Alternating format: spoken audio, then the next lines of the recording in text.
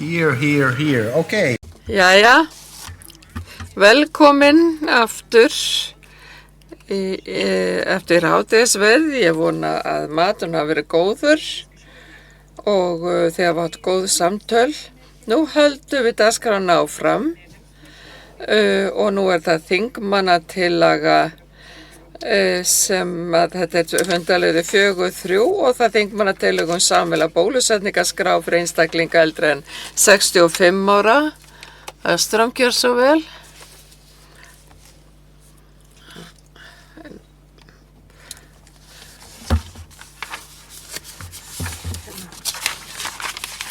Já, en við erum, háttvirti forseti, flokkahópur hægri manna leggur til að Norðurlandaráð beini þeim tilmælum norrænu ráðherranefndarinnar að ráðherranefndin hefji könnun á því hvernig hægt væri að þróa sameiginlega bólusetningaskrá fyrir löndin sem sagt yfir einstaklega eldri en 65 ára og hvernig löndin getur deilt þeim kostnaði með sér. Og að ráðherranefndin komi með þessa tillögu til landana og aðdragandan að þessu er sá að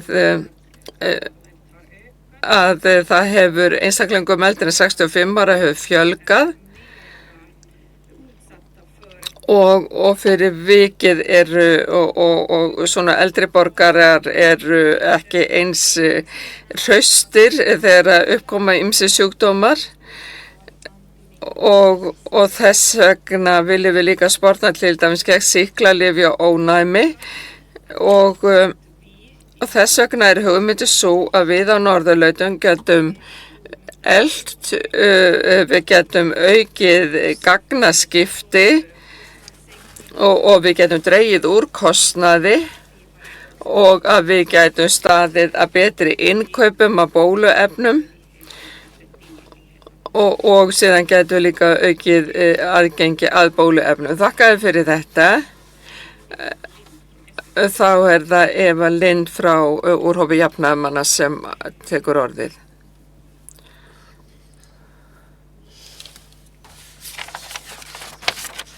Þakka þér kærlega fyrir, herra forseti, og ég vil þakka fyrir þessa þingmannatillögu. Við höfum alltaf áhuga á því að bæta forsendur fyrir umönnun eldri borgara.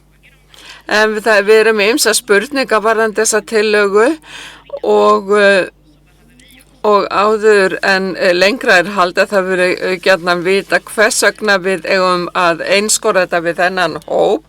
Hver er rökin fyrir því og hvað eigum að gera gagnvart þessum tillögum kostnaðarlíkunin?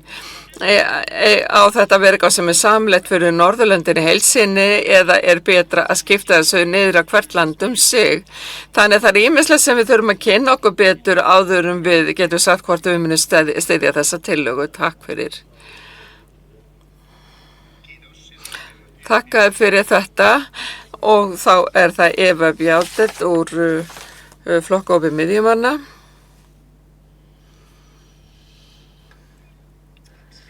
Herra forseti, flokkahópi miðjumanna styður þessa tillögu sameiginlega bólusetningaskrá fyrir einstaklinga eldri en 65 ára. Þetta er skrefið rétta átt til þess að bæta lýðheilsu á Norðurlöndum.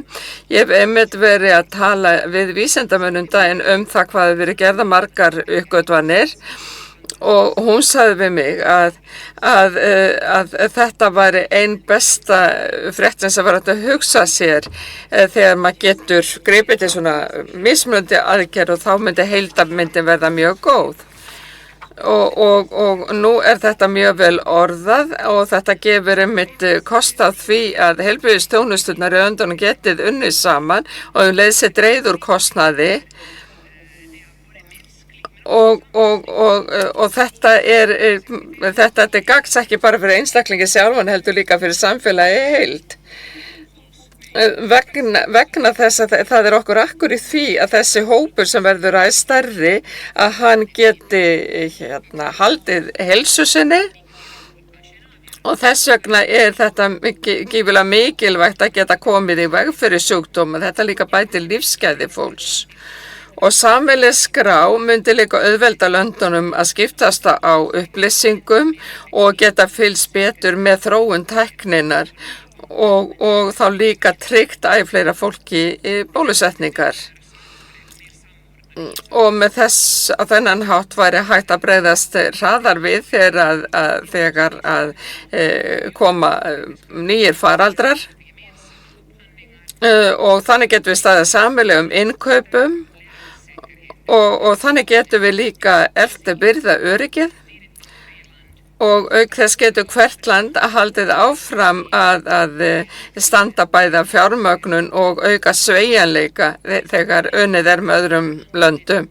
Þannig við hlökkum til þess að heyra meira frá flokkahópi í hægri menna. Takk. Þakkaði fyrir þetta.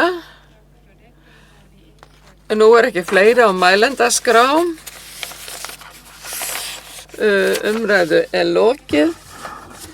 Og þetta verður afgreitt nánar í nefnd og það eru komin á 4.4. Það þingmanna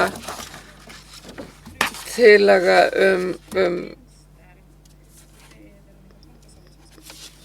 afhendingaröryggi. Það Hongasæla sem ætlar að kynna tillöguna. Gjör svo vel. Já, forseti. Finnska eftirlaunakerfið sem að sér öryggi varandi eftirlaut í Finnlandi sem ber ábyrgð almannatryggingum áforma íhuga að flytja vinnslu viðkvæmra persónulegra upplýsinga í alþjóðlega skýjaþjónustu. Samtímis þá ákvað dómsmálaráðuneytið að hætta að nota bandaríska skýjaþjónustu. Þetta hefur verið talað í sambandi allar upplýsingar og ætla að setja allar upplýsingar kosningar til Amazon sem betur fer gerði maður núna. Það ekki gott að auka því að vera háð bandarískri tækni. Þetta stórt öryggismál. Og mörg samtök eru háð svona erlendum skýjaþjónustum sem stjórnað fyrir utan Evrópu. Í dag í okkar þá þýðir þetta að þetta óöryggi hvað varðar eftirlit og framhald og þessna við saman stöndum við frammi fyrir þessu vali. Hversu mikið af viðkvæmum innviðum eigum við að láta fyrirtæki fyrir utan svæðin. Fleiri evrópsk lönd eru farin að gera eitthvað. Frakkland ætlar að minnka það. Hversu mikið eru háð erlendum skýjum.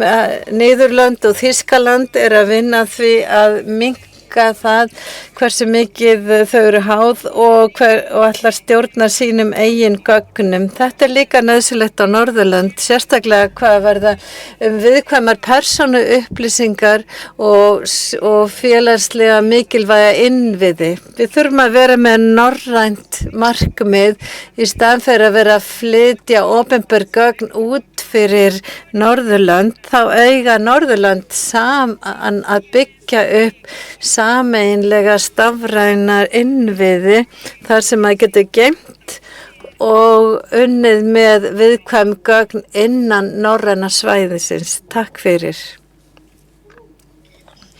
Takk fyrir þetta. Og Tom Einar Karlsson frá flokkahópi jafnaðarmanna, gjör svo vel.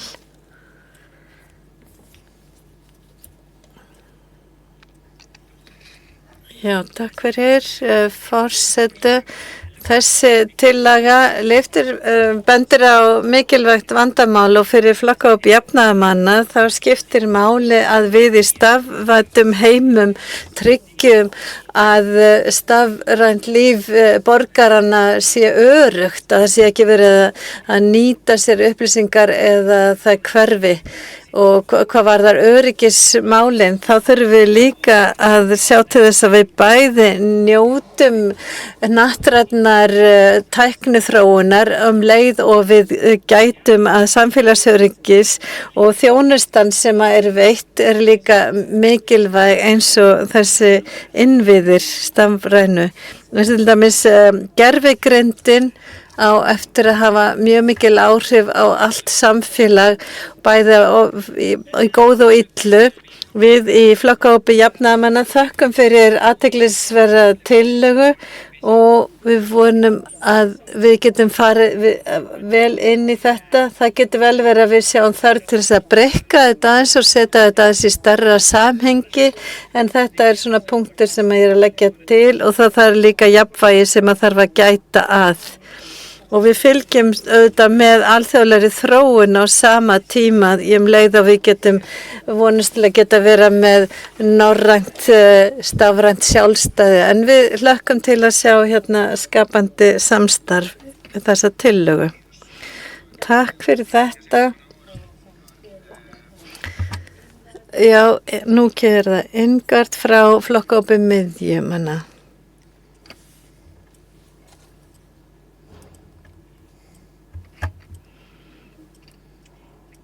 Já, takk fyrir þetta forseti.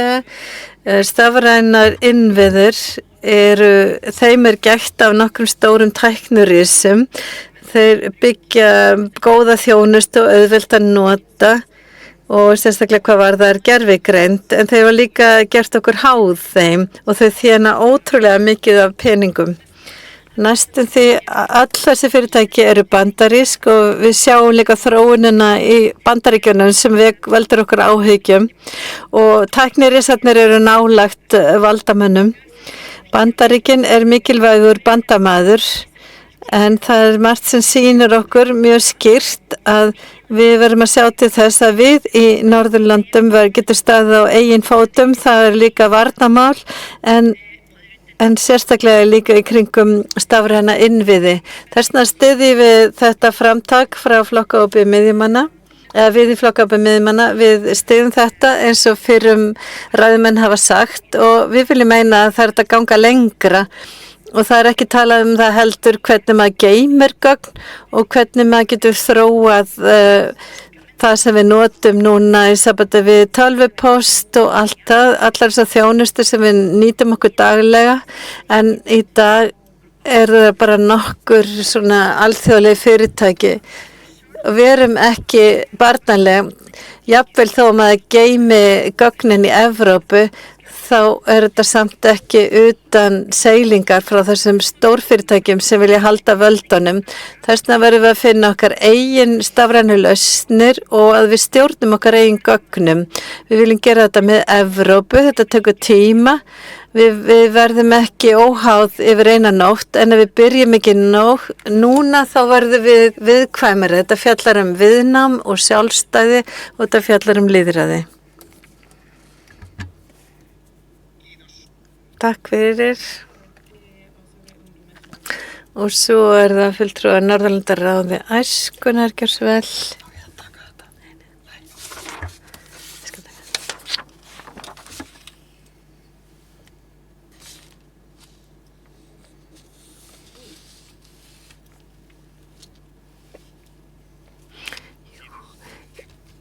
Já, takk fyrir þetta, herra forseti. Og við leggjum til að Norðurlanda og Evrópu verði meira svona sjálfstæð hvað varðar stafrænan innviði og sérstaklega að það sérstaklega það sem við erum búin að tala í Stokkólmi að styrkja öryggi, norrænt stafrænt öryggi með því að takmarka notkun á ekki norrænum innviðum í opinberum geira og vinna líka að setja skatt á alþjóðlegu tæknirisana í Norðurlöndum. Og sama tíma hefur UNR Hagvaxtarnefnd lagt til tillögu í sambandi við gervigreind þar sem að hvetur til þess að þróa norrænt málalíkan sem að verði grunnurinn að svona gervigreindar spjallmönnum. Þetta er líka fjárfesting í viðnámi, norræna stafrænu viðnámi og þetta er líka mjög gott til þess að styrkja viðnám og aðfeng í norrænu samhengi.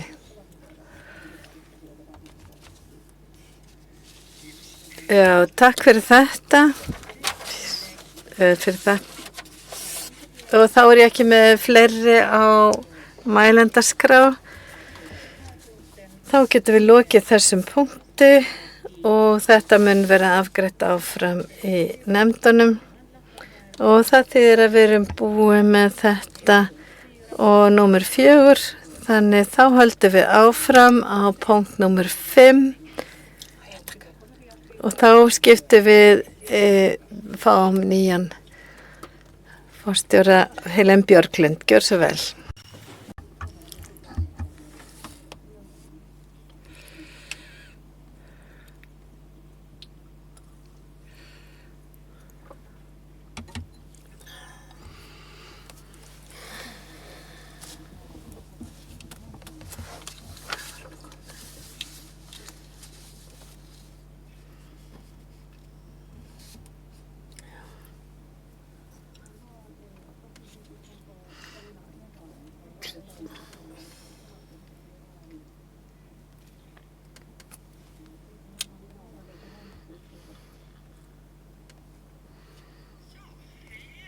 Jæja, góðir sæl öll sömul. Jæja, nú erum við endurnærð eftir hádegisverðin og vel undirbúin fyrir þennan síðdegisfund og við erum komin að fundalið 5 sem að eru mál forsætisnefndar og hér erum við þrjú nefndarálit og að þeim loknum verða greidd atkvæði. Ef við byrjum á 5.1, þá er það nefndarálit þingmannatillögu áhrifamat á því varða norræn notagildi, samþætting á svæðinu og afnám stjórnsýsluhindrana. Og ég byrja á því að gefa talsmanni forsnefndar orði sem er Jóni Óvaska úr flokkahópi miðjumanna. Þú hefur 2 mínútur, Jóni. Gjörðu svo vel. Frú forseti, ég er hér stættur til þess að kynna mjög mikilvægt mál sem fjallar norrænan ávinning. Norðurlandin hafa löngum vunnið að því að auðvelda frjálsa för milli landana og draga úr stjórnsýsluhindrunum, hvort sem er fyrir einstaklinga eða fyrirtæki. Þrátt fyrir mikið átak í þeim efnum, þá eru enn stjórnsýsluhindranir sem komi í veg fyrir samþættingu á svæðinu og það sem þegar þjóðþingi samþykkja lagafrumvörp þarf að líta á hvort að þau hafi áhrif á frjálsa för milli landana. Það er að segja að það muni mynda stjórnsýsluhindranir. Þess vegna telur forsætisnefndin að allar ákvarðanir sem teknar inn á landaráði að þær verði metnar út frá því hvort að þær hafi áhrif á þessa 3 þætti, hvort þær hafi áhrif muni leiða til þess að stjórnsýsluhindranir myndist og þannig ná við sem bestu norrænum árangri. Og það leggjum við til að það sé unnið að stjórnsýsluhindrana málum öllum þjóðþingunum og á þann hátt getum við eflt starfið innan Norðurlandaráðs að því að auka samþættingu á Norðurlöndum og að greiða för og auka hagvöxt á Norðurlöndum. Og hugmyndin er ekki að hefta tækifæri heldur til þess að gera okkur öll meiri meðvituð þær áskoranir sem við stöndum frammi fyrir þegar að við störfum á norrænum vettvangi. Ég vona að þið munið öll styðja þessi tilmæli. Takk. Takk fyrir Jóni. En ég vil líka segja að það má líka biðja ansvar. Enginn hefur gert það, ég vil bara segja að það möguleiki á því. Jæja, þá lítum við á mælendaskrá en þið getur líka beðið ansvar. Fyrst á mælendaskrá Bryndís Haraldsdóttir og flokkhópi hægri manna, gjörðu svo vel. Þú hefur líka 2 mínútur, Bryndís. Svo ekki, þá höldum við áfram, þá það Högni Haudal og frá Norrænu Vinstri-grænum, gjörðu svo vel, 2 mínútur.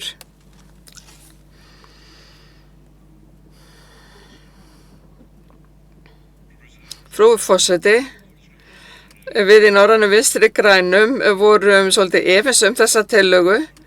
Við skiljum vel hver hugsunin með þessu eins og Jóni greindi frá og ekki síst varðandi stjórnsýsluhindranir að það sé mikilvægt að vera alltaf vakandi gagnvart það sjálft að skýma öll lagafrumvörp út frá því hvort að þau muni mynda fleiri stjórnsýsluhindranir. Þetta er hugtak sem að var til í norrænu samstarfi. Það eftir að Finnar og Svíar gengu í Evrópusambandið. Ég hef verið efins það þegar mér finnst maður verið að draga þarna úr pólitísku vægi samstarfsins að það þetta með norræna notagildið eða norrænan ávinning. Þetta eitthvað, maður það hugsa peninga eða hvað það? En við getum stutt tillöguna ef svo framalega sem að þetta ekki á vera einhver skrifræðis hindrun. Og eins líka mikilvægt að það sé hægt að grípa stjórnsýslu hindranir og hættun á því. Þannig að við erum efins en við teljum að tilgangur sé góður í þessari tillögu. Og þá það Norðurlandaráð ungmennas sem að hafa tilkynnt einn fulltrúa sinn hér á mælendaskrá, gjörðu svo vel.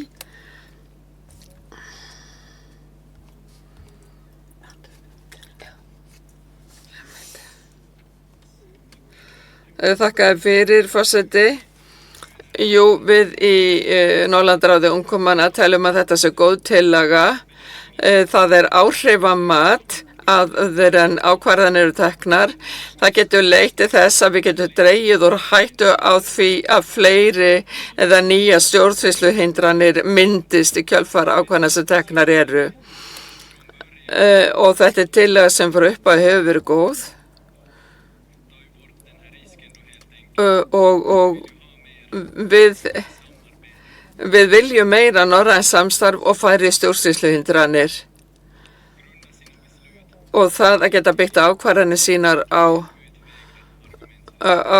góðum rökum, það nokkuð sem að við teljum mjög jákvætt. Takk. Þakkaði fyrir þetta og þá ekki fleiri á mælendaskrá undir þessum fundalið. Getum við þá sagt að umræðinu þessa nefndarálit sé lokið, svarið já. Það koma 5.2. sem nefndaráliti þingmannatölum að breyta fjárfestingastefnu norræna fjárfestingabankans og þá gefið talsmanni forsætisnefndar orðið. Það Villi Väyrynen, þú fær 2 mínútur og eins hægt að líka biðja ansvar. En það líka fleira á mælendaskrá.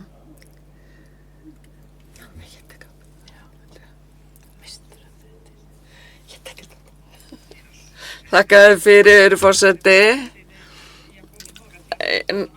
Nú myndi ég eftir því að,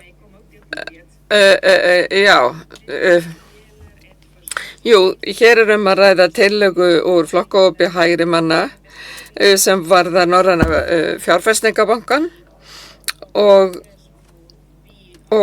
við leggjum til að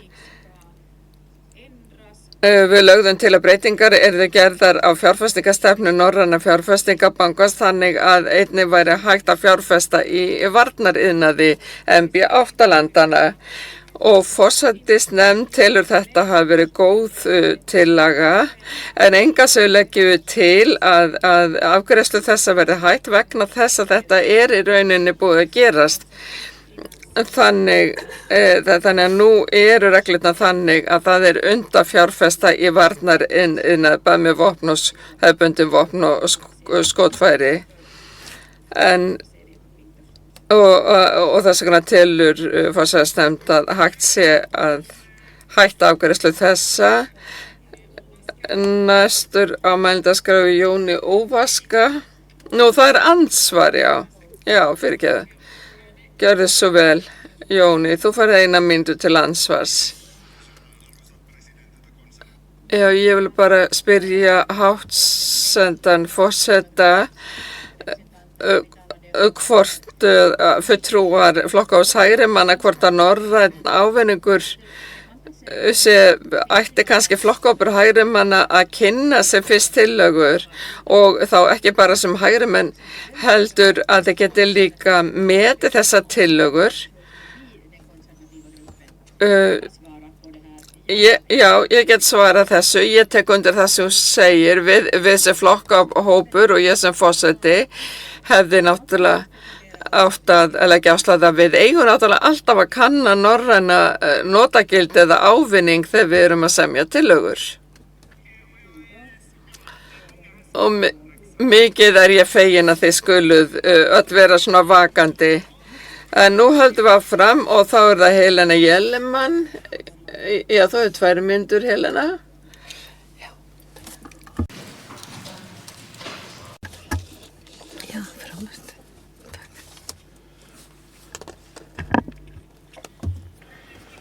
Já, bestu þakkir, frú forseti. Norðurlöndin og Eystrasaltsliðið búa nú á ólgutíma í umheiminum. Mörg stríð standa yfir í og í nágrenni Evrópu, ekki sest hið óásættanlega allsherri árás Rússa í Úkraínu, sem staðið hefur í 4 ár. Norðurlöndin og ESB hafa tekið höndin saman á einstakan hátt og styðja Úkraínu með miklum auðveldum, ekki síst hergögnum.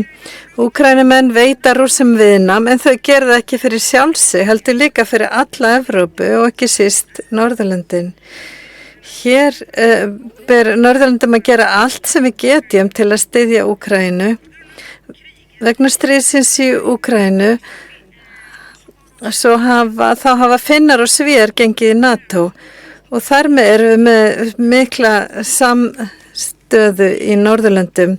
Stríð hefur staðið yfir langan tíma og eigum við að geta séð Úkrænumönnum fyrir hergögnum til frambúðar og á sama tíma styrkt okkar eigin varnir og viðbúnar og þarnast fjárfestinga í varnariðinaði okkar. Frelsi Evrópu þess virði að verja. Með hliðsjón af þessu flutti flokkahópur hægrimanna tillögum að breyta fjárfestingastefnu Norræna fjárfestingabankans þannig að hann geti einnig fjármagnað varnariðina á Norðurlöndum og í Eystrasaltslöndum og flokkahópur miðjumanna styður þá tillögum. Norræni fjárfestingabankin hefur hins vegar þegar breytt stefnu sinni og getur í dag fjármagnað bæði hefðbundi vopn og skotfæri. Þess vegna munu miðjumenn styðja tillögu forsætisnefndar að ganga ekki lengra með málið. Bestu þakkir. Bestu þakkir og þá næsta ræðumaður, það Lars Puss frá flokkahóp hægrimanna. Gjör svo vel, 2 mínútur.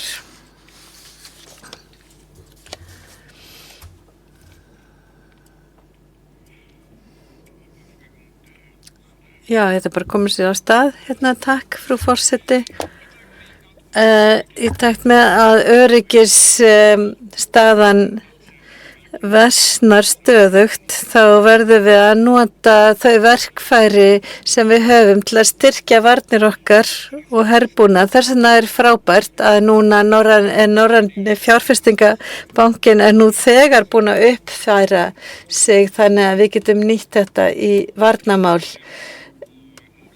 Ég fór og hitti þau sem að sjá þetta bara á miðvikudaginn í síðustu viku og það sem maður hefur lært af stríðinni í Úkraínu að maður verður fljótur í sköpun á nýju og mikið af þessu virkar bara vel í 3 til 8 vikur og síðan þarf maður að taka og uppfæra kerfin og maður forgangsraðar minni verkefnum einmitt til að fremja nýsköpun í fyrirtækjum sem eru oft hraðari til, sem að við sjáum líka, við lítum jákvæðum augum. Eins jákvætt að Norræni fjárfestingabankin hefur opnað fyrir að vegna varnarmál. Eins neikvætt og pirrandi það að aðrar norrænar stofnanir eins og Nordic Innovation styður ekki líka frumkvöðla í vopnaiðnaði.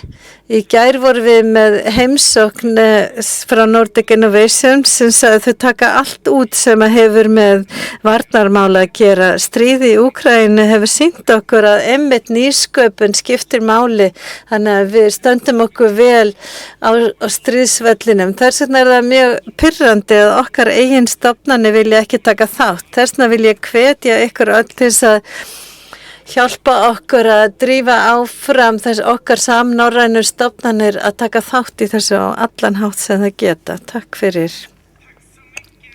Bestur þakkir fyrir þetta og þá engir fleiri á mælendaskrá og þá getur við sagt að við höfum lokið þessu.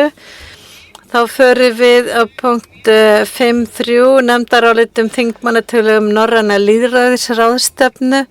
Og hér ég gef fyrst talsmanni forsætisnefndar orðið. Dagbjörg Hákonardóttir, þú hefur 2 mínútur og ég kommer að tala. Frú forseti, við ræðum hér nefndarálit forsætisnefndar þingmannatillögu norræna lýðræðisráðstefnu, Nordic Democracy Forum. Við það hef ég að bæta að lýðræði ekki sjálfgefið, það hefur aldrei verið sjálfgefið og þvert á heiminn má sjá dæmi þess að því sé ógnað og traust fer minnkandi og þáttaka í kosningum dregst verulega saman og sömuleiðis sameiginlegur skilningur á staðreyndum. Kosningaþátttaka ungs fólks hefur líka farið verulega minnkandi víða heim og líka hér á Norðurlöndum. Eitt fer ekki minnkandi og það upplýsingaóreiða þar sem rangfærslur og áróður grefur undan trausti og í dag snýst öryggi og viðbúnaður siglu og sigla getur ekki þrifist án trausts. Það hvort við getum tekist á við ágreining án þess að samfélagi klofni og það kjarni lýðræðisins. Þetta stolt okkur Norðurlandana í heimi þar sem traust á undanhaldi og styrkur okkar í öllum alþjóða samskiptum ræðist líka af því hversu traustu grunnurinn hér heima fyrir og í norrænu samstarfi. Og þegar við eflum lýðræðislega innviði og opinbera umræðu, þá styrkjum við jafnframt getu okkar til þess að eiga markviss og trúverðug samskipti við nágranna okkar, hvort sem það á við nána bandamenn í Eystrasaltinu og í Evrópu og líka þá sem að villast af leið. Því hvetur forsætisnefndin Norrænu ráðherranefndina til að byggja áfram á norrænum verkefnum á sviði lýðræðis, þar á meðal ráðstefnunni Nordic Democracy Forum. Og forsætisnefndin vill að við eflum þetta samstarf okkar til að tryggja lýðræði þvert á landamæri. Og forsætisnefnd leggur líka áherslu á að tryggja þátttöku ungs fólks og sjónarmið þeirra lýðræði og þær áskoranir sem það stendur frammi fyrir fái verðskulda athygli. Takk.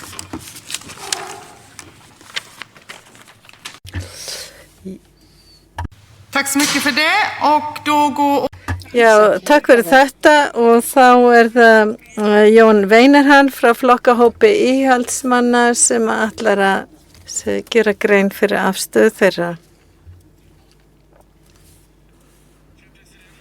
Frú forseti, við höfum verið ánægð við öll hérna í þessu herbergi að við lifum í lýðræðislegustu svæði heims og það enginn sem þarf að efast það að við styðjum lýðræðið, en það einmitt þess vegna sem að okkur finnst að við getum sagt nei við þessa tillögu, ein ráðstefnan en ein sem að kannski ekki meina svona skýrt svona notagildi. Norðurlandaráð nú þegar með mjög mikið samstarf hvað varðar lýðræði og ég held að okkar mikilvægasta verkefni að styrkja lýðræði að styrkja það sem að virkar en ekki að byggja nýja staði.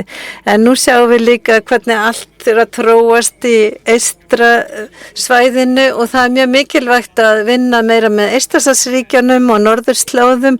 Það einmitt líka mjög mikilvægt að vinna í norrænu samstarfi og það skiptir líka máli að við vinnum saman og það spurning líka kostnað þegar við þurfum líka að forgangsraða það sem að gefur mest besta niðurstöðu og ég held ekki að lýðræðið styrkist kannski á nýjum ráðstefnum heldur að við styrkjum þær stofnunum sem við höfum nú þegar og í alþjóðlegu samstarfi þar sem það skiptir máli och við stöndum saman med sameiginleg gildi okkar och það þess vegna sem við kjósum nei við þessu. Tack för det. Och nästa talare är Katarina Deremar för mitten. Nästa frá mittengruppen. Katarina Deremar. Já, takk fyrir orðið. Frú forseti, flokkhópur miðjumanna fagnar þingmannatölu norræna lýðræðisráðstefnu og mun styðja nefndarálitið. Samkvæmt alþjóðlegu idea Global State of Democracy skýrslu þeirra frá 2025 þá hrakaði lýðræðisþróun í heilum 94 löndum árið 2024. Við Norðurlönd skiptir miklu máli hnattrænt að vernda og þróa lýðræðið, sérstaklega núna. Það ætlum við að gera að því við getum það. Flokkhópur miðjumanna vill benda á að tengsl við borgaralega samfélagið og líka tengsl við ýmis samtök eru mikilvægt til þess að gera norræna lýðræðisráðstefnu að mikilvægri ráðstefnu þar sem flestir fá að koma til tals og þannig að við getum heyrt á þessu breiða fyrir til þess að þróa samfélaginu og þetta krefst líka vinnu en við viljum sérstaklega benda á mikilvægi þess að börn og ungmenni séu þarna og við getum ekki undirstrika það nægjanlega að ungt fólk taki þátt. Það má ekki vera eitthvað hliðarspor heldur það aðal vegur ef að unga fólkið ber ekki virðingu fyrir eða sér enga ástæðu að taka þátt í lýðræðislegu ferli, þá erum við með óörugga framtíð í lýðræðum okkar og það mjög mikilvægt að beina sér til unga fólksins og að innleiða þau í ráðstefnuna. Við frá flokkhópi miðjumanna, við verðum að undirstrika að unga fólki sér með og leiði og taki þátt að unga fólki sé ekki bara hluti af dagskráni, heldur að unga fólki sé líka þau sem eru með þekkingu og ákvarðanatöku í dagskráni. Takk fyrir þetta og þá það Óttar Jónsson frá Fúnafi frá Norrænu Vinstri grænum. 2 mínútur.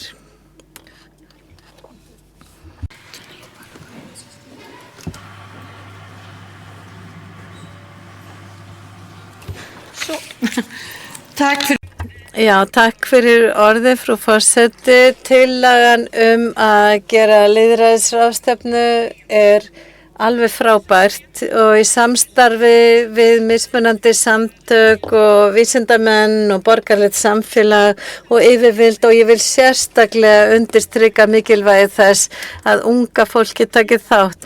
Lýðræði hefur verið staðið sig vel á Norðurlöndum undanfarna öld en núna lýðræðið aldrei hægt að reikna með því og við verðum vinnan við að styrkja lýðræðið má aldrei stöðvast. Við þurfum ekki bara að vernda það heldur þróa það og styrkja lýðræðið.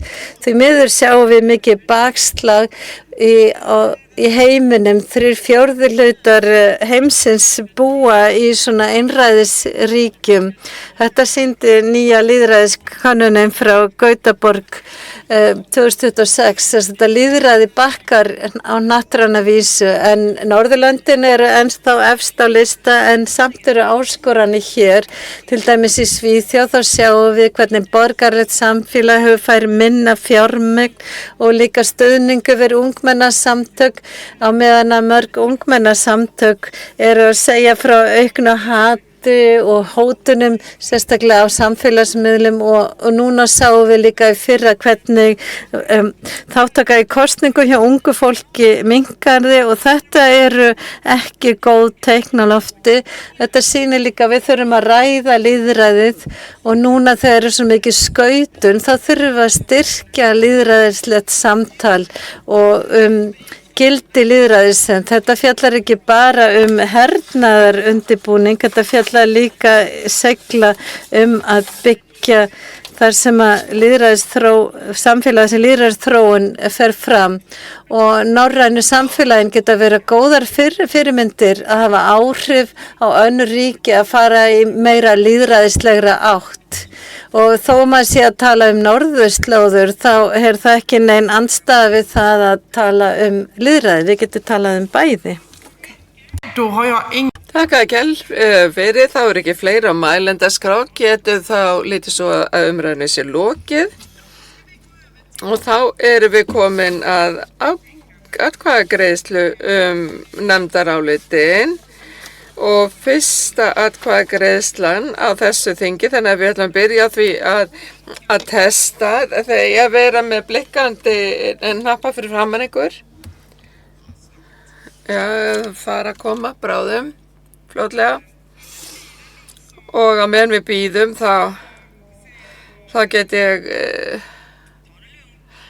takk þetta bara rólega, verið alveg róleg.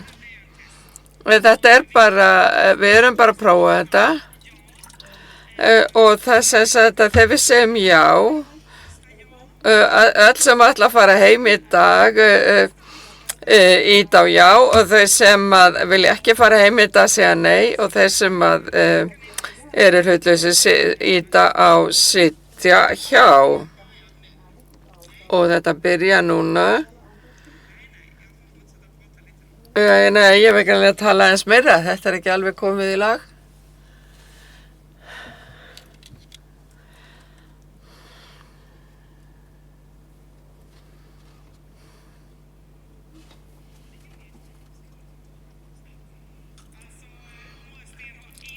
Atkvæðagreiðslan hefur ekki hafist, það einhver smá tæknivandræði hérna.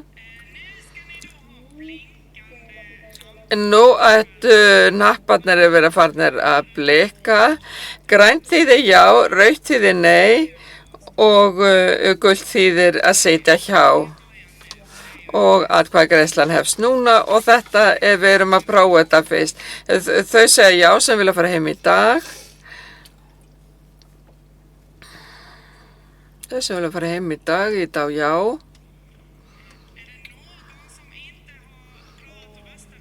Eitthvað sem hefur ekki geta greitt atkvæði að biðja ykkur að rétta upp hönd. Þarna eru tveir. Geta fengið tækniaðstoð.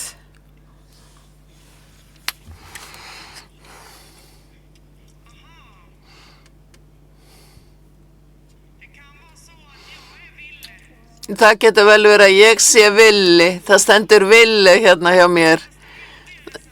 Þannig ég mun greiða atkvæði gegn fyrirvaranum ykkar. Þannig við ættum kannski að þess að lagfæra það. Já.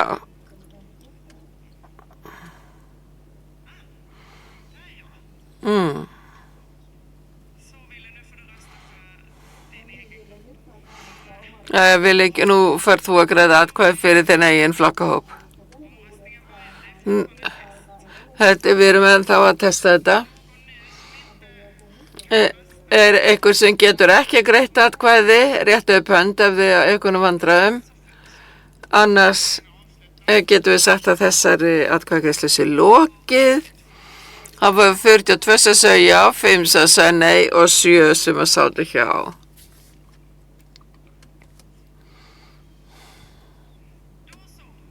Jæja. Ef þetta hefði verið ákvörðun, þá hefðu við samþykkt tillöguna, en nú bara gerum við þetta í alvörunni og fyrst greifu atkvæði tillöguna áhrifamat hvað varðar norrænt notagildi samþættingarsvæðinu og afnám stjórnsýsluhindrana. Þingmenn sem vilja greiða atkvæði með tillögunni íta á græna hnappinn, þingmenn sem á móti íta á rautt og þau sem sitja hjá íta á gult. Atkvæðagreiðslan hefst núna.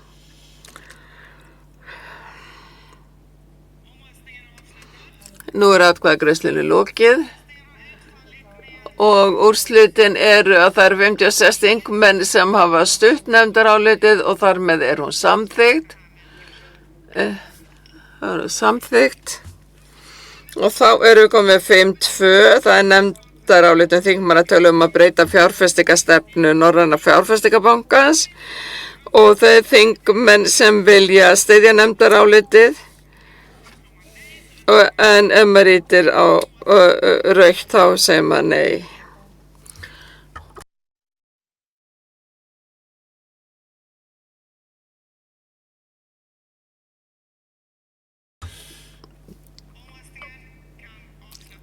Atkvæðagreiðslu lokið. Úrslitin eru þau að það eru 55 sem að styðja og 1 sem á móti. Þannig tel ég að nefndarálitið sé samþykkt. Og þá erum við komin að síðustu atkvæðið eða atriði sem að greiða atkvæði og það eru norræna lýðræðis hátíð að þau sem að vilja greiða atkvæði með nefndarálitinu ýta á grænt og þau sem greiða atkvæði með fyrirvaranum ýta á rautt og þau sem sitja hjá ýta á gult. Og þá getur atkvæðagreiðslan hafist.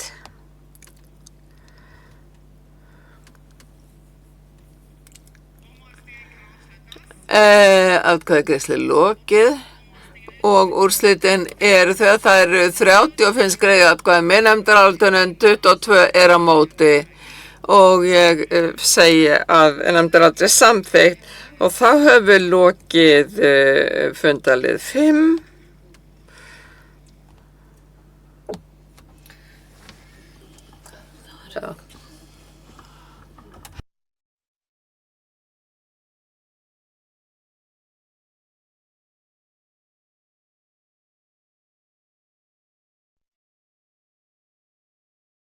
Bíddu.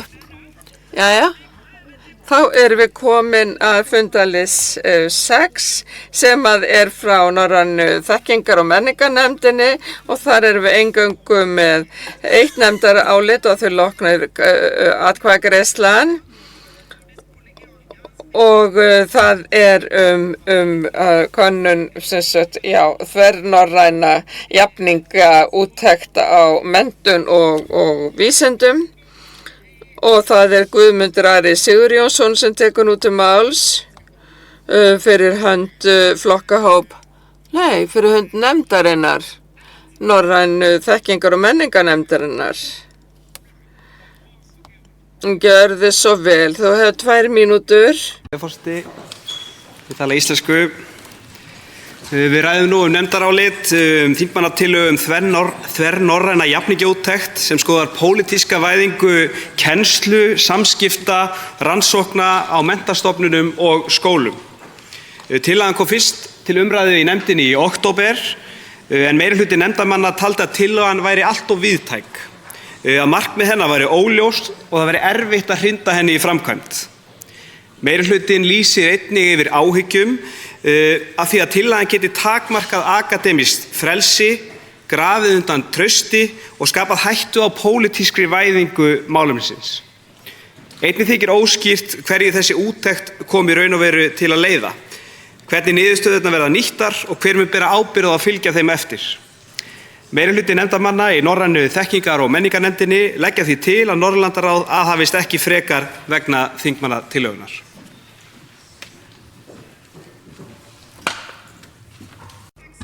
Þakkaði fyrir þetta, Guðmundur Ari. Þetta var talsmaður nefndarinnar. Nú gef ég talsmanni fyrirvarans sem Staffan Eklund frá Norrænu frelsi.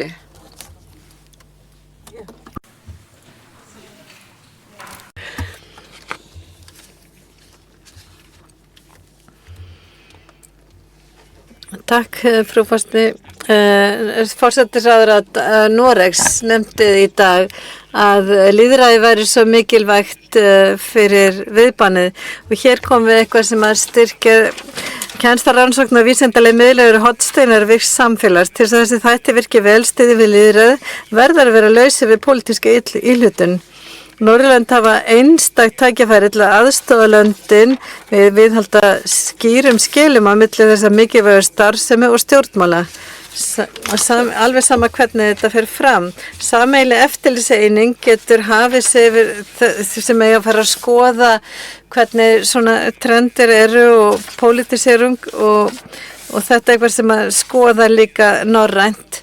Þetta geti farið yfir í eitthvað annað land, en þetta er eitthvað sem að ef að við ætlum að stjórnmála væða þetta, þá gæti það verið eitthvað sem að geti varað fyrir svona ýmsum tendur sem bæði frá vinstri og hægri. Þetta líka er spurning þetta er eitthvað sem norræna ráðherranefndin geti verið með og verið með eftirlitskerfi og þetta geti aukið umræður og aukið opinbera umræður hvað virkar og hvað geti verið svona nýjar tískur við. Þetta á ekki að vera með nefnda svona formleg völd en kannski bara hefja umræður sem hægt að taka inn í stjórnmálin. Þannig ég vona bara að þið skilji hvernig við hugsuðum þetta og þegar vilja kjósa, þá er það að kjósa sem sagt nej. Tack så mycket och Já, bestu þakkir og þá höldum við áfram á mældarskrá þá Katarína Dynimar frá flokkahópi miðjumanna. Gjör svo vel. Takk fyrir orðið, frú forseti. Vísindi og rannsóknir byggja á því að rannsaka og staðfesta ákveðna kenningar.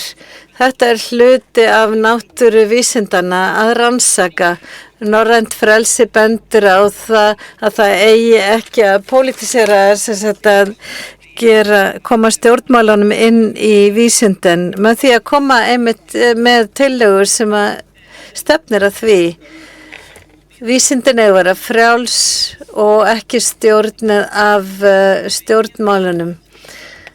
Kjarnin er að við séum með frjálsa vísindalega umræðu.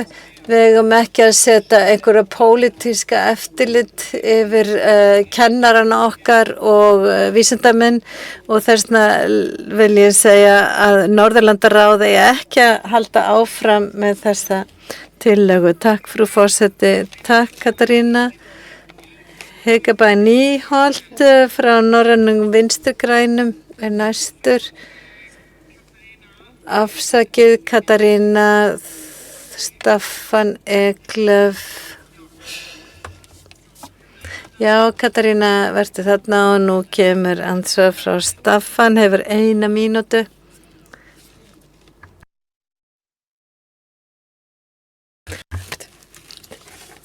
Já, það er kannski óskýrt hvernig þetta á að virka, en hugsunin er að maður á að lyfta þessu upp þar sem þetta hafi þannig að vísindamennirnir svona viti hvert er verið að stefna. Þetta fjallar ekki niðurstöður og í tillögunni stendur líka að það er líka pre-review af greinum en hvað það er samband svona samskipti og kennslu og það er ekkert verið að rannsaka það og þessi verkfæri er ekki til.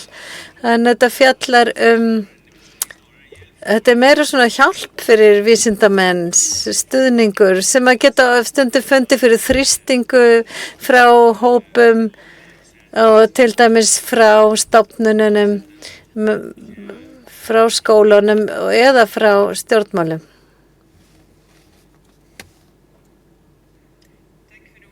Takk fyrir orðið. Takk fyrir að halda áfram með þetta. En það var einmitt þetta sem ég hef áhyggjur af, að ef maður á einhvern hátt á að fara að bæta við einhverju svona frakka yfir til þess að skoða og ræða hvað eigi þið að ræða hérna í þessu norrænu yfirbyggingu. Ég held að þetta geti valdið því að hérna frjálsu vísindi verði ekki lengur frjáls. Hvernig á ég að passa inn þannig að þeir samþykki þessi norræna eftirlitsstofnun. Ég á mjög erfitt með að segja hvert þetta á að leiða. Takk fyrir. Nei, það er ekki fleiri ansvör. Þá er umræðinu lokið og þá byrði Hege von Niemann velkomna frá Norrænum Vinstrigrænum 2 mínútur. Þakka fyrir forseti og Norðurlandaráð og gott menntakerfi fyrir alla er mikilvægt til þess að tryggja að börn og ungmenni geta tileinka sér færni sem er mikilvægt fyrir framtíðina og samfélagið.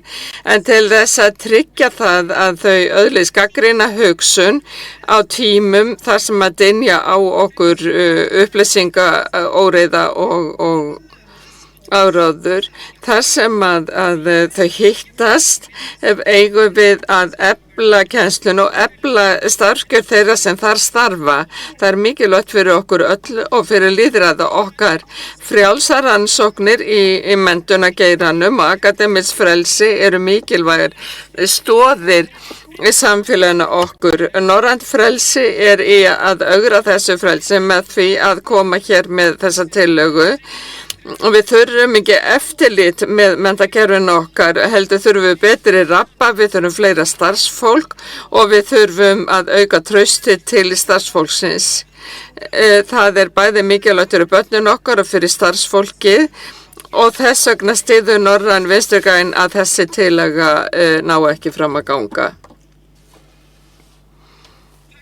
Þakka þér kærlega fyrir þetta og Staffan hefur beðið anspar við Hege, gjör svo vel Staffan.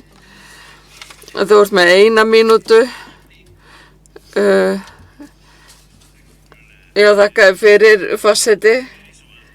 Nú snýst þetta að þetta eru jafningjar sem að eiga rannsaka jafningja sína. Og í norrænu samstarfi eða norrænu vettvangi ættu það þess konar kennarar sem að hafa það eftirlit með kollegi sínum í nágrannalöndum.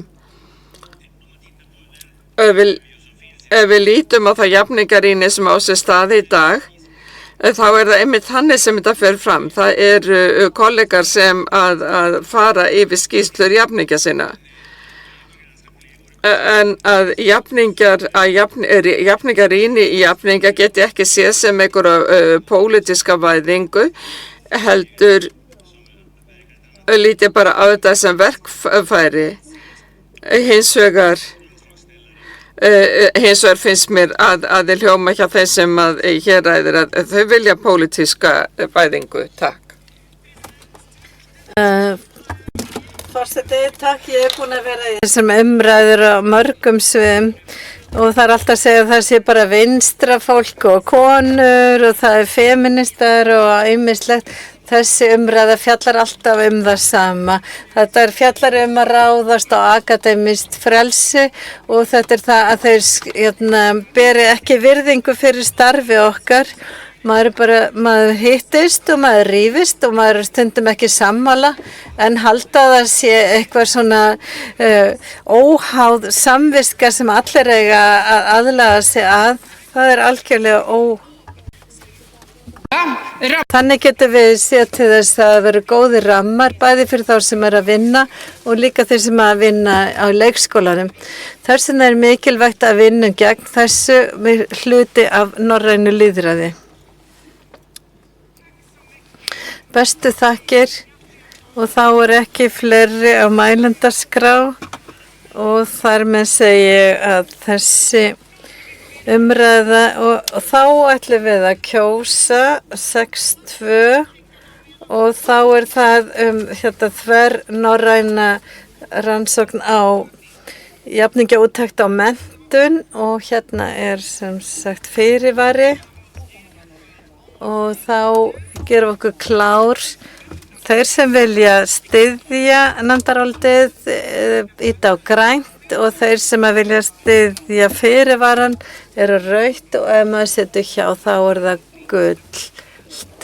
Og nú er þetta farið að blikka og nú megi byrja að kjósa.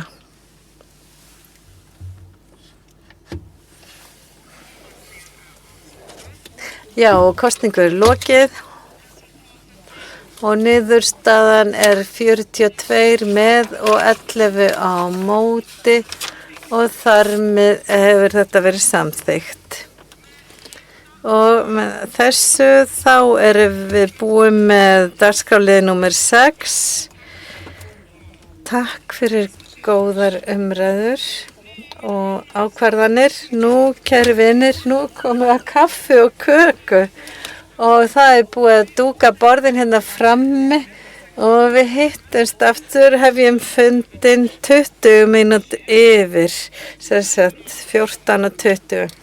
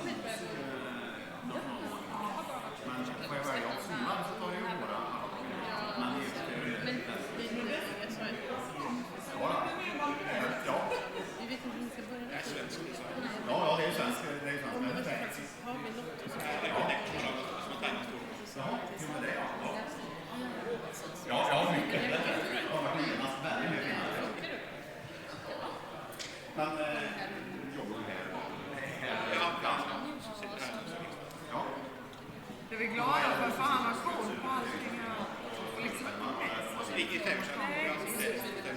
det var ju lite speciellt.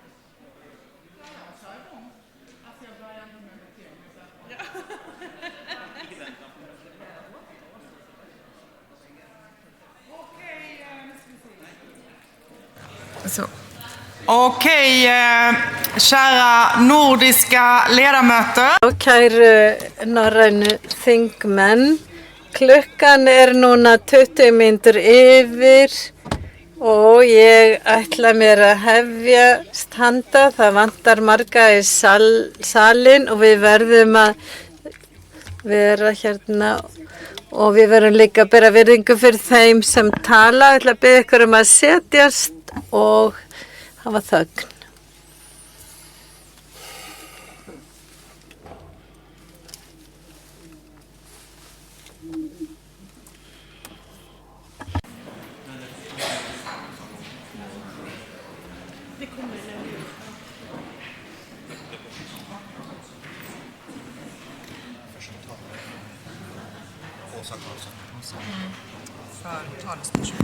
Sätter du på den?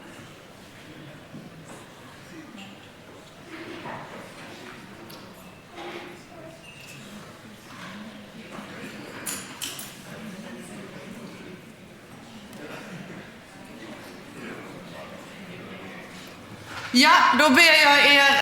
Já, þá ætla ég að biðja ykkur í annað sinn að gera svo að setjast og þá ætlum við að komin af dagskrálið 7.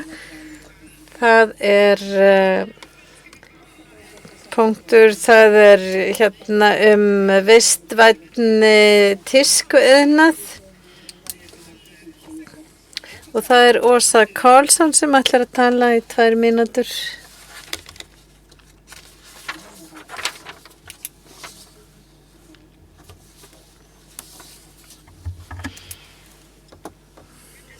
Frú forseti, norrænu vinir, tískuiðnaðurinn, það eiginlega svona stærst umhverfissóðarnir og það alltaf oft verið að framlega föt á lágum gæðum með svona viðskiptamódeli sem byggja á því að það verið að henda og þetta einmitt umhverfið og á hverju ári þá eru brennt 600.000 tonn af fötum á hverju ári.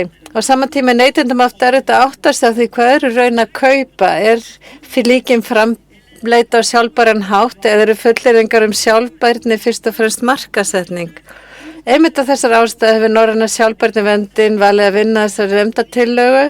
Frumkvæði byggir á ályktun sem Norðurlandaráð ungmenna hefur lagt fyrir nefndina og við höfum fjallað þetta á undanförnu ári og fengið fulltrúa frá Svan-merkingunni. Á vettvangi Evrópusambandsins fer fram vinna við efla stöðu neytenda með svokallað Empowering Consumers tilskipun eru gerða kröfur að fyrirtæki geti staðið undir umhverfisfullyrðingum sínum. Óljós hugtök á borð við umhverfisvænt eru takmörkuð og neytendum má vera veitt betri upplýsingar sjálfbærni og endingatíma.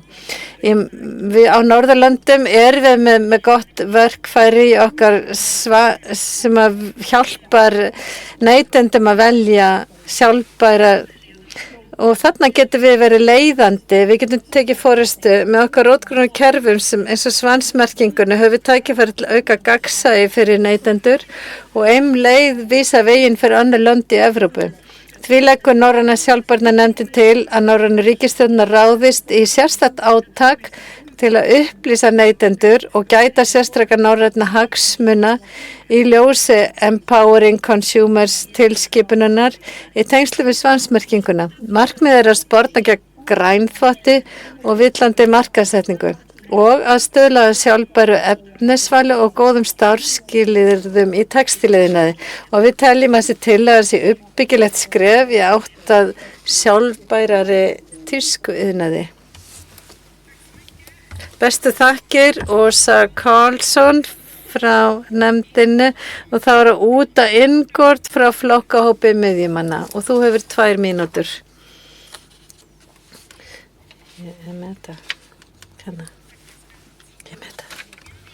Já, við á Norðurlöndum, við viljum líta á okkur eins og sjálfbær, en sannleikurinn allir annar hvað varðar, við notum mest af fötum á Norðurlöndum ef allir notuðu jafn mikið af náttúruauðlindum eins og við á Norðurlöndum þá þurftum við 4 jarðir og það tískuiðnaðurinn, föt eru keypt til þess að nota hratt og henda og oftast, eins og hún sagði áðan, það eru 600.000 tonn af textíl brend á ári hverju. Þetta framleiðsla, neysla og við getum gert það að við kaupum færri föt. En það spurning gæði þar sem við verslum og fyrir mörgum mjög erfitt að vita að það sem að kaupir sjálfbært. Og hérna höfum við á Norðurlöndum Svan-merkinguna og það þetta norræna merki sem þekkt en það ekki nógu þekkt bæði fyrir framleiðendur og neytendur hvað varðar textíl. Norræna ráðherranefndin hefur fjármagnað ýmsar og fjölda skýrsla en núna stöndum við á krossgötum og að því að netverslunin eykst alls staðar á Norðurlöndum og við leysum þetta ekki. Við þurfum að vera með skýra reglur og stjórnmálamenn sem að bendi rétta átt og ég vil þakka Norðurlandara ungmanna fyrir þetta og þetta breytt efni og Við verðum að auka meðvitund svanmerkinguna og síðan verðum við líka að koma í veg fyrir þessa markaðssetningu og koma í veg fyrir innflytninga á lélegum gæðum.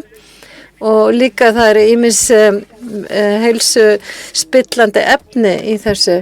Oft miklu auðveldara í dag að kaupa nýtt en að gera við, þá að gera það meira aðlandi að gera við og fólk vill fá breytinga og það verður auðvelda fólki að taka góðar ákvarðanir og þannig getum við líka styrt svona og setta sameiginlega staðla fyrir textiliðnaðinn og þetta getur verið fyrsta stigi fyrir vistvænan tískuiðnað.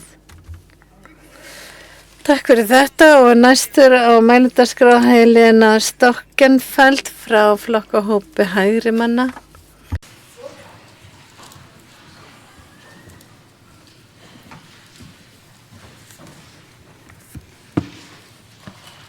Tack så mycket. Bestu þakkir, frú forseti, við stöndum mitt í svona umhverfisbreytingum sem krefst bæði ábyrgðar og framtíðartrúar og verkefni okkar hlýtur að vera einbeitt okkur á því sem skiptir máli. Norðurlöndin eru með góða forsendur að vera í öndvegi hvað varðar textiliðnaðar með nýskapandi iðnað sem að getur minnkað losun ekki bara heima heldur líka hnattrætt. Neytendurnir skipta lykilmáli hérna, fólk vill gera það rétta en það verður líka að vera auðvelt að gera rétt. Þess vegna svanmerkingin svo mikilvægt, þetta verkfæri til þess að koma í veg fyrir greenwashing og svona falskar markaðssetningar og það sem að skipta máli upplýstir neytendur og ef að eftirspurnin eftir vistvænum afurðum eykst þá náum við árangri með þekkingu og nýsköpun og ákvarðanir sem að auðvelda okkur að taka réttar ákvarðanir. Takk fyrir. Næstar á mælendaskrá Miril Høyer Bentsen frá Norrænum Vinstri grænum. Takk fyrir þetta, forseti, kollegar og forseti. Við styðjum þessa tillögu og við viljum hæla bæði nefndinni og Norðurlandaráði ungmenna fyrir að lyfta þessu sem skiptir miklu máli.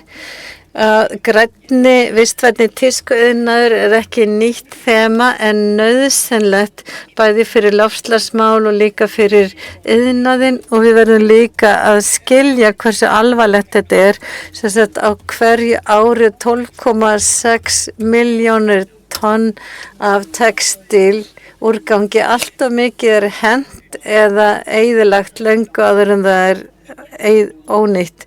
Þetta ekki bara út vegna val neytanda vegna þess að þetta viðskiptamódel byggir á offramleiðslu, lélegum gæðum og alltaf nýri tísku. Þetta módel hefur líka mikinn kostnað fyrir fólk. Þetta oft framleitt í löndum með mjög slæmi vinnuskilyrðum, með lágum launum og engum mannréttindum og mjög mikið af slæmum. Já, þannig að þetta pressar líka vinnuskilyrðin fyrir sem eru langt frá okkur hérna sem að verslum. Norðurland meðal þeirra svæða sem eru með hæsta neyslu á textíl á mann og þetta gefur okkur ennþá meiri ábyrgð og líka möguleika. Við getum ekki haldið áfram að ýta ábyrgðinni yfir á einstaka neytendur en á meðan að iðnaðurinn fær engar kröfur á sig. Þess vegna að vinna gegn greenwashing og auka upplýsingar skiptir það megin máli og við verðum líka að flytja ábyrgðina þangað sem að hún heyrir heima til framleiðanda. Við þurfum líka að vera með svona fjárhagskvata sem að hvetur fólk til þess að búa til gæðaföt og það þetta framleiða það undir góðum forsendum og við höfum líka möguleikana og við ætlum að nota tillit okkar í þetta. Takk fyrir. Og þá það næsti talar frá Norðurlandaráði ungmenna og gjör svo vel 2 mínútur.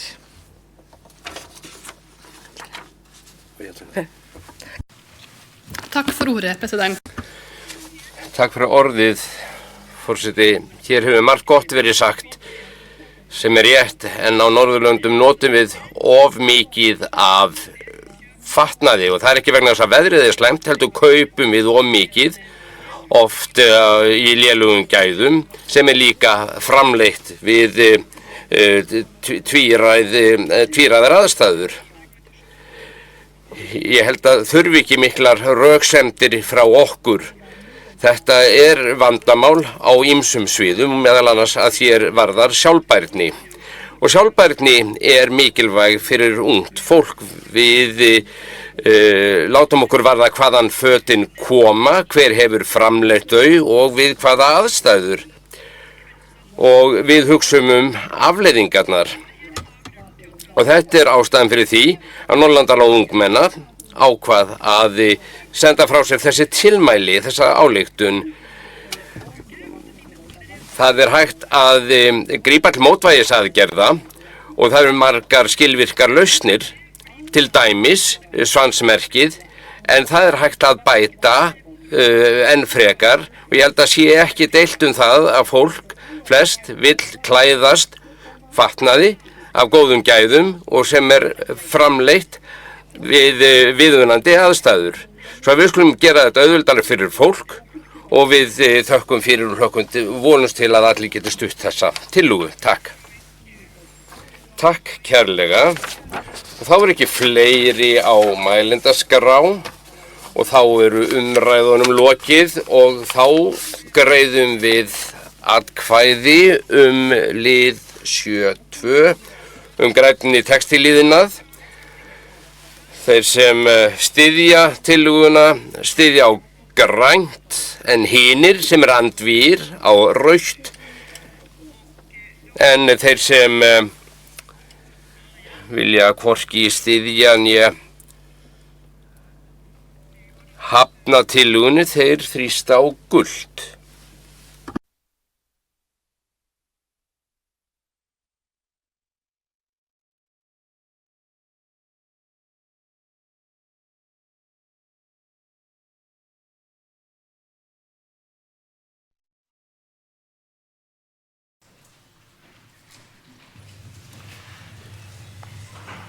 Omröstningen avslut. Og atkvæðagreiðslunni lokið. Og það eru 52 sem styðja tillöguna, enginn á móti og enginn sat hjá. Þannig að nefndarálitið hefur verið samþykkt og þá dagskrálið 7 lokið.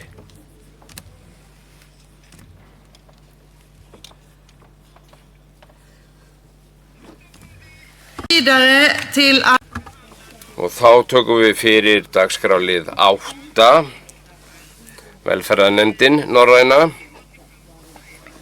og það 8.1, það nefndarálit þingmannatillögu aukin norræn samstarf í baráttunni gegn ofbeldi í nánum samböndum.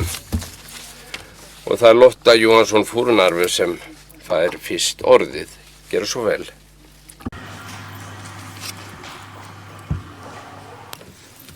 Tack fru president. Þakka fyrir forseti. Norðurlöndin oft litið til þeirra sem fyrirmynda varðandi jafnrétti og jafnrétti samfélög og leið fréttu við af mjög útbreiddu ofbeldi í nánum samböndum. Það ákveðin og þetta gerist í öllum samfélagshópum, öllum stéttum. Og ofbeldi felst bæði líkamlegu, andlegu og efnahagslegu ofbeldi. Og það tölur að sýnleika það oftar konur sem þolendur ofbeldisins. Og að gerandinn í flestum tilvikum karlar. Einnig börn verða fyrir ofbeldi á heimilunum. Ofbeldi gegn körlum yfirleitt í opinberu rými og yfirleitt gerendur þar karlar. En heima fyrir aðalega konur sem eiga hætt að verða fyrir ofbeldi og oft leiðir það til dauða. Til þess að geta komið betur í veg fyrir ofbeldi í nánum samböndum þarf að grípa til markvissra aðgerða og auka þjónustu og þar þurfa fleiri mismunandi aðilar að koma saman að þeim aðgerðum. Þess vegna mælir Norræna velferðarnefndin með því að Norræna ríkisstjórnin kanni hvernig löndin geta staðist alþjóðlega skuldbindingar sínar og þess þarf að fylgja eftir með árlegum fundum milli viðkomandi yfirvalda í löndunum vegna þess að þetta ofbeldi bitnar ekki bara einstaklingnum heldur grefur þetta líka undan lýðræði í samfélaginu í heild sinni og þess vegna vonum við að þeim muni styðja þessa tillögu. Takk. Takk fyrir það. Þá næsta erindi. Það Ronny Ágúst frá flokkahópi jafnaðarmanna.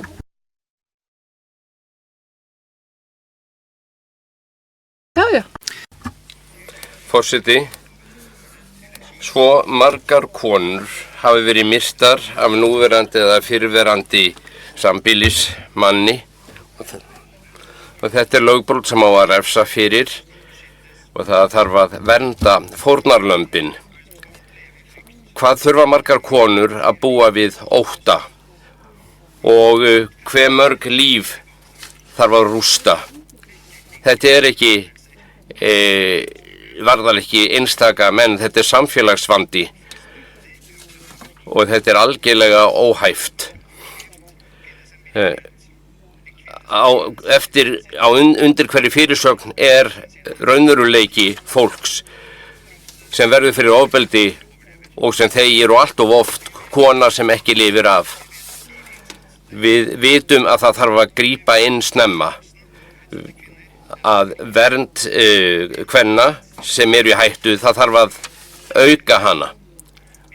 Við vitum að vinnan við að brjóta normin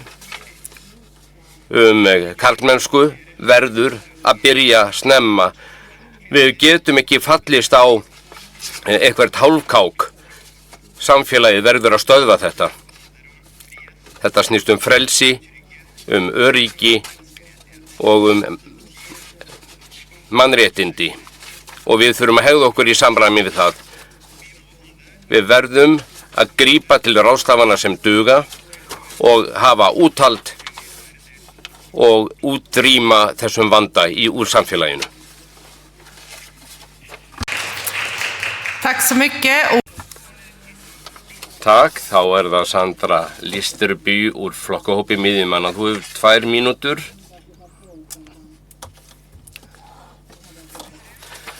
Forseti, flokkahópur miðjumanna styður tillöguna aukið samstarf til þess að koma í veg fyrir ofbeldi í nánum samböndum og brjóta hina norrænu mótsögn sem kölluð Þótt Norðurlönd sé fyrirmynd á jafnréttissviðinu kynbundið ofbeldi ennþá alvarlegt samfélagsvandamál sem í ákveðnum löndum hefur aukist mjög meðal annars í Finnlandi og Danmörku.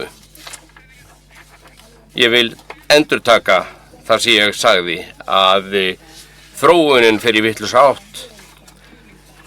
Í Finnlandi virðist fjöldi kvenna sem deyja eftir ofbeldi í nánum samböndum aukast 100%.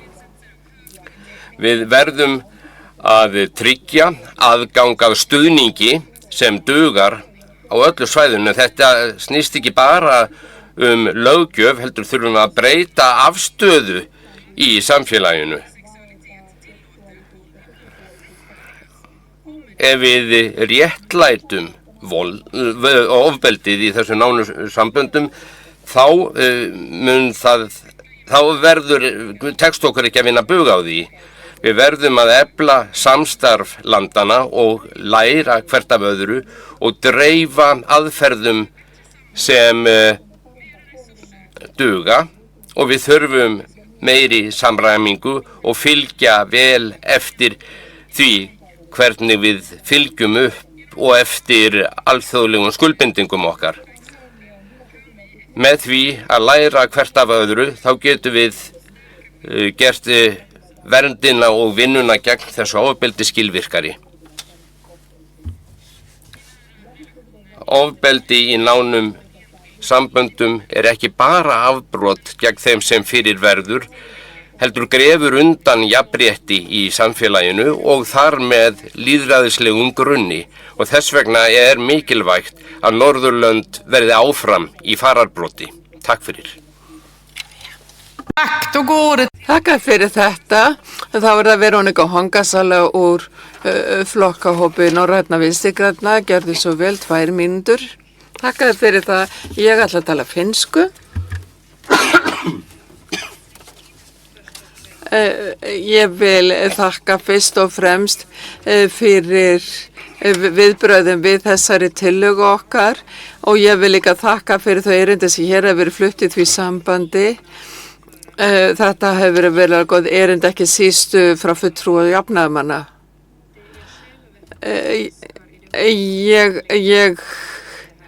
Ég vona sjálfsögðu þessi tillögu verði samþykkt til frekar afgreiðslu.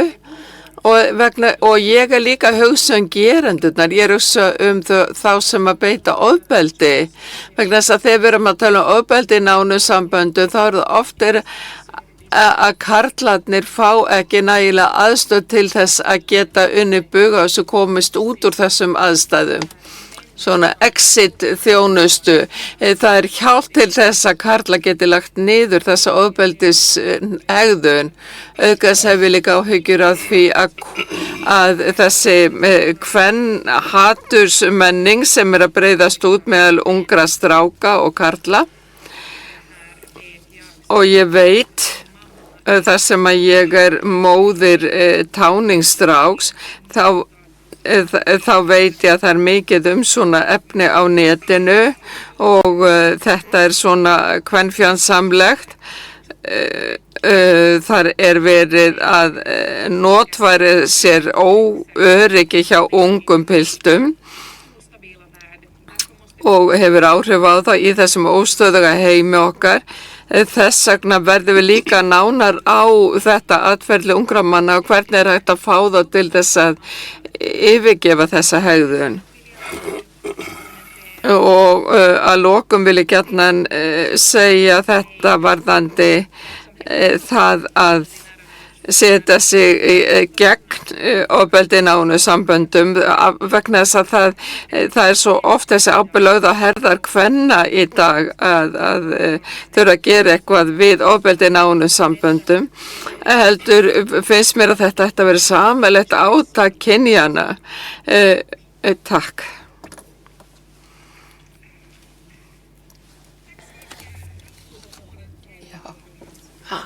Það það Norrlandar ungmenna, gjör svo vel.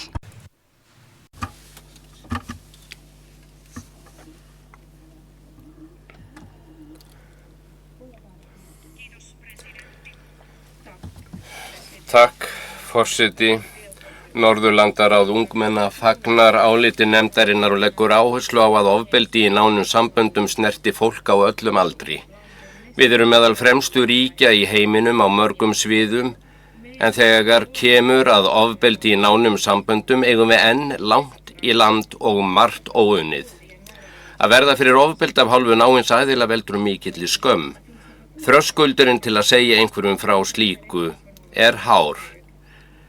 Hvernig á ég að geta sagt einhverjum að maki minn beiti mig andlegu, líkamlegu eða kynferðslegu ofbeldi, já eða einhver annar?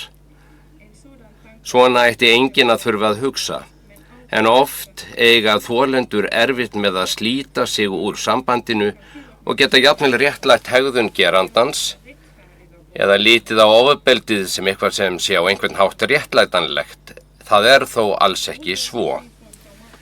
Bati eftir áfallamikla reynslu í nánu sambandi langvarandi ferli sem krefst oft geðheilbrigðisþjónustu og stuðningsfélagsþjónustu, en með því að fyrirbyggja ofbeldi myndi við spara verulega mannlega þjáningu, draga úr þörf fyrir geðræna meðferð og létta á álagi félagsþjónustunar. Norðurlandaráð ungmenna lítur mjög jákvæðum augum á það að málefni ofbeldis í nánum samböndum hafi verið tekið til umræðu innan Norðurlandaráðs. Takk fyrir. Talare anmäld och härmed... Takk fyrir, það er ekki fleira á mælendaskrá og þá er umræðunni lokið. Og þá er það liður 8.2 sem er atkvæðagreiðslan og við greiðum atkvæði þetta nefndarálit og þeir sem ætla að styðja nefndarálitið, þeir styðja á grænan takka, þeir sem eru andvír og ætla að greiða atkvæði í gegn, þrýsta á rautt og þeir sem sitja hjá á gult. Og þá er hægt að hefja atkvæðagreiðsluna.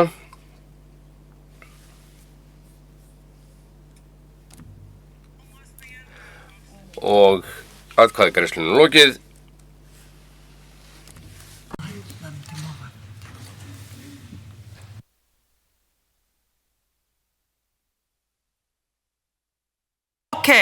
Okej.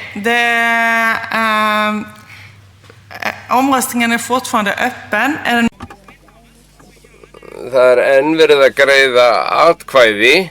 Það hafi ekki nægilega margir greitt atkvæði til þess að við séum ákvörðunarbær í svipinn. En við getum ekki framlengt hana lengur en ef þið viljið byrja aftur, endurtaka atkvæðagreiðsluna, þá gerum við það. Sama nefndarálit, en við þurfum að fá fleiri inn til þess að greiða atkvæði. Þeir sem eru fylgjandi, þrýsta á grænt, hinir á rautt og þeir sem sitja hjá á gult. Atkvæðagreiðslan er hafin og þá vonum við að allir í salnum greiði atkvæði. Og þá er hægt að ljúka atkvæðagreiðslunni. Då så har vi... Og það eru 42 sem styðja nefndarálitið, 4 sitja hjá. Þannig að það eru 46 sem hafa greitt atkvæði en við þurftum 44 til þess að atkvæðagreiðsla sé gild. Takk fyrir. Og þá er nefndarálitið samþykkt. Og þá er dagskráliður 8. Það er búið að ljúka honum.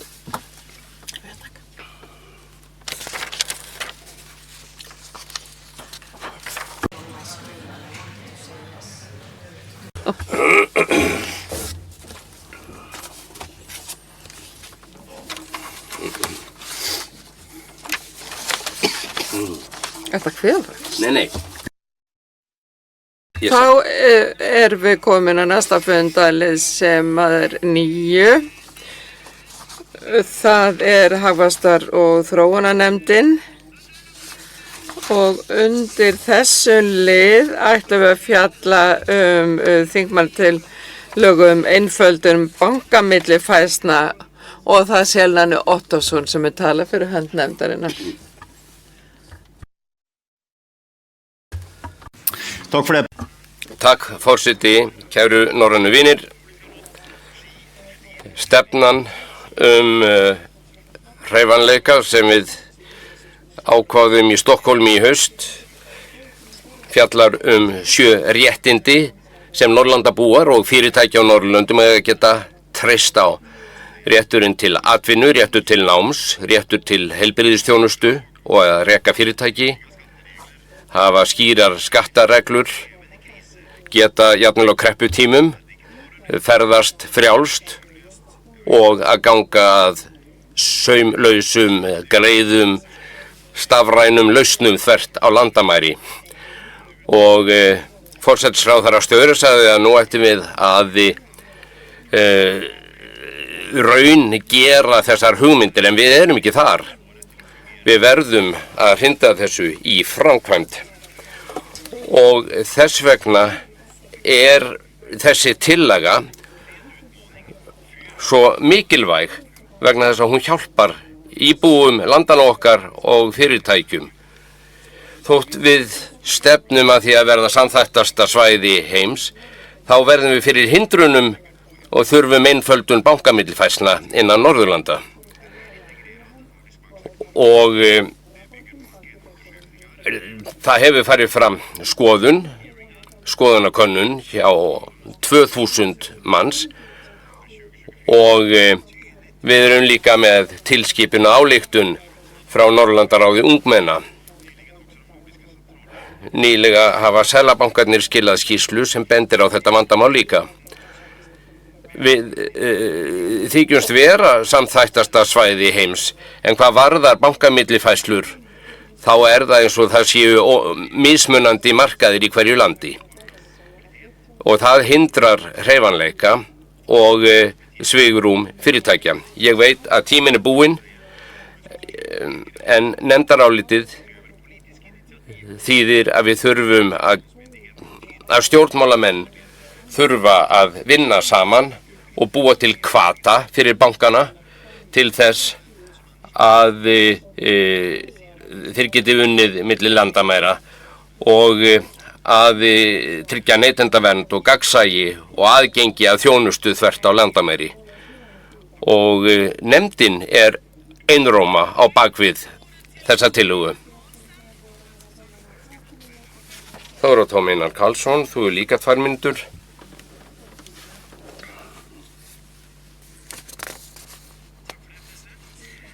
Takk fyrir það, forseti. Flest okkar hafa gert bankaþjónustu aðgengilegri og einfaldari, það er að segja eftir að stafræn þjónusta var tekin upp. En þetta á ekki við þjónustu þvert á landamærið, þetta sýnir þessi skýrsla. Við þurfum meira samstarf og sameiginlega lausnir, þannig að fleiri geta starfað þvert á landamæri norrænu landana. Fyrir í dag þá spurðum við okkur hvort Norðurlönd væru undir áföll búin og Jónas Gahr Støre forsætisráðherra, hann benti á efnahagslegt öryggi, en banki og bankar sem veita örugga, einfalda bankaþjónustu, fólki hvar sem það býr í löndunum, það myndi mjög greiða fyrir bæði einstaklingum og fyrirtækjum. Við erum háð stórum alþjóðlegum samsteypum, en eins og fram hefur komið þá vegum við mörg tonn þegar við tökum höndum saman.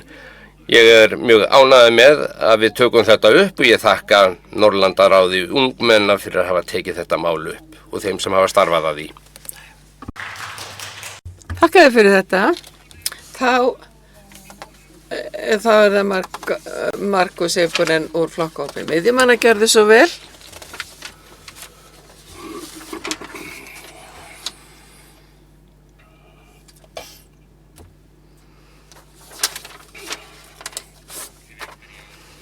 Og þakkaði fyrir, ég ætla að tala finnsku.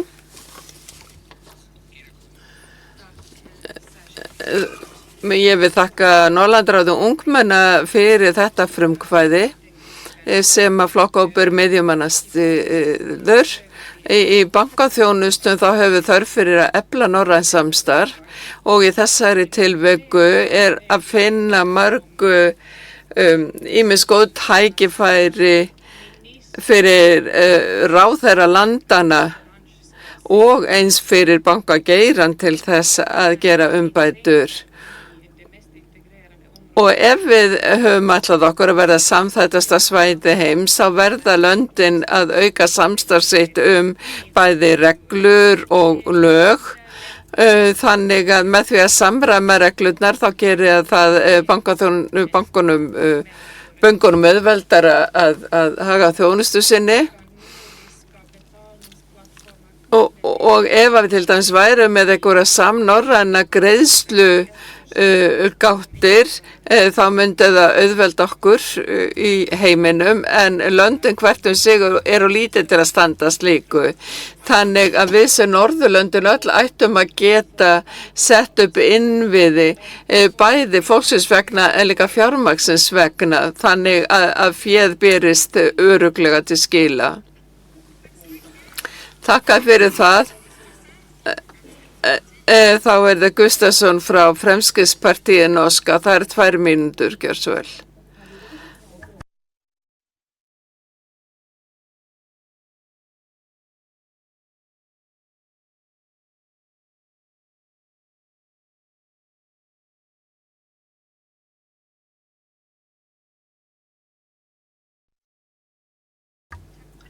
Þakka fyrir forseti.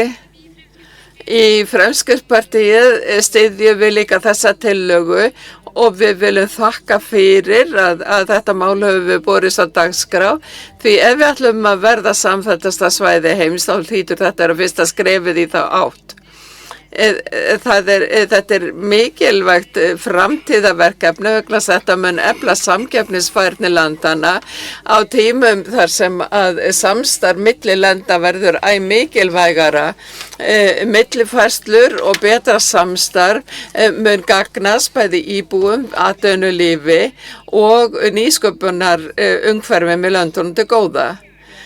Við styðjum að við afnæmum stjórnsýslu hindranir, drögum úr stjórnsýslu byrði og að Norðurlandi verði leiðandi heiminum hvað varða fjármagnsþjónustur. Þetta er skýrt dæmi norrænt samstarf. Takk.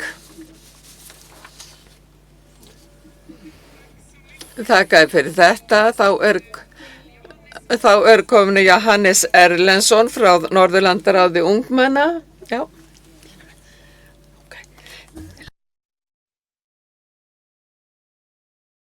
Á íslensku.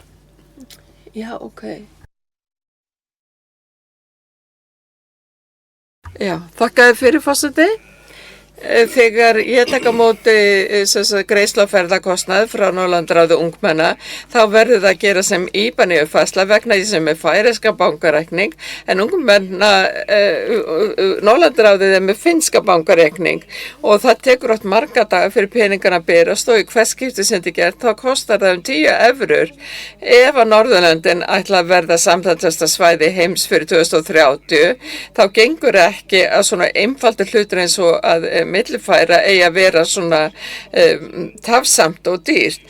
Þegar Vipps og MobilePay var saman fyrir nokkuð árum þá skipti það miklu máli fyrir millifærslu milli landa. Og ef þetta á að geta gilt öll löndin þá verður að vera ákveðin hvati í þessum lausnum.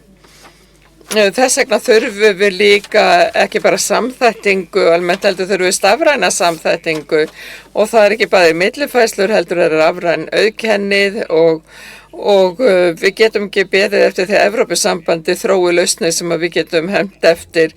Við verðum að finna lausn sem að Evrópusambandi getur hemmt eftir. Þess vegna styður Norðurlandaráð ungmenna tillöguna og þá ekki fleiri á mælendaskrá. Og því lítið svo á umræðum sér lokið og þá erum við komin að atkvæðagreiðslu einnig þessa nefnda tillögu. Það 9-1, já þetta 9-2 sem atkvæðagreiðslan 9-2 og þau sem greiða atkvæði með tillögunni íta á grænt, þau sem greiða atkvæði gegn íta á raut og þau sem sita hjá íta á gult. Nú hefst atkvæðagreiðslan.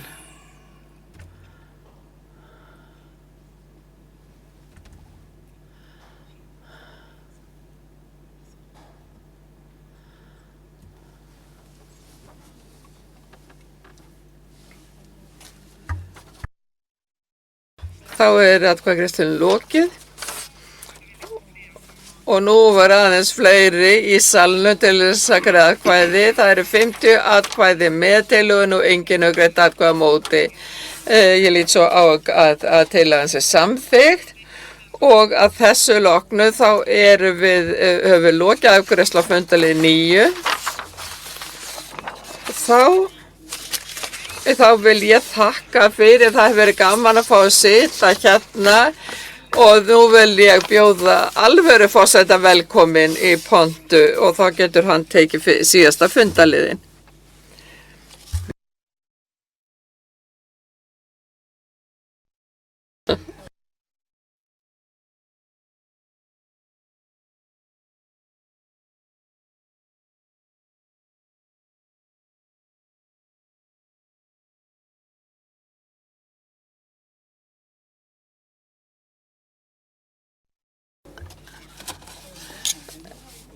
Nú erum við komin að fundalið 10 sem að eru þingslit.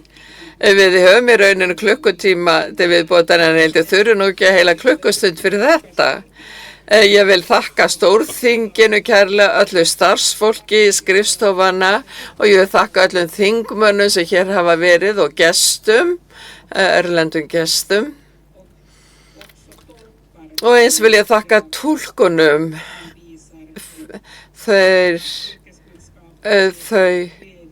Við fáum að njóta þeirra starfskunnáttu og kunnum að meta það. Það er eitt praktist atriði. Þið munu fá spurningalista þegar þið komið heim og ég vona að þið svari sem flest. Þið fáið þennan spurningalista í tölvupóstu í næstu viku og ég vil biðja ykkur sem að svara því. Ég vil þakka norsku landsdeildinni og ég vil ekki síst þakka veðurguðunum fyrir þetta blíðviðri. Ég óska ykkur góður að ferða heim og við hittust á sumarfundunum hver í sinni nefnd og við höldum henni öfluga norræna samstarfi áfram. Ég óska ykkur góðs vors þingjaslitið.